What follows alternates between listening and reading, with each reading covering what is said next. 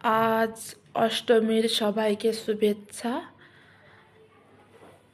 আমার মতে যারা দেবী শক্তির আরাধনা করে সমস্ত মেয়েদেরই বলবো, সবাই যারা হিন্দু ধর্মের মানুষ, মেয়ে মহিলা সবাই মা দুর্গাকে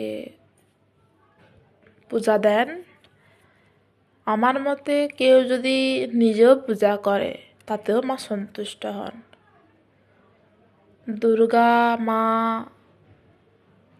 বা নারী শক্তির আহ্বান, দেবী শক্তির আরাধনা নিজেও করা যায়। যেমন আমি মন্দিরে গিয়েও প্রণাম করে এসেছি, পুজো দিয়েছি। বাড়িতে আমার দুর্গা মূর্তি রয়েছে, সেখানেও আমি পুজো দিয়েছি, অষ্টমীর আরতি করেছি।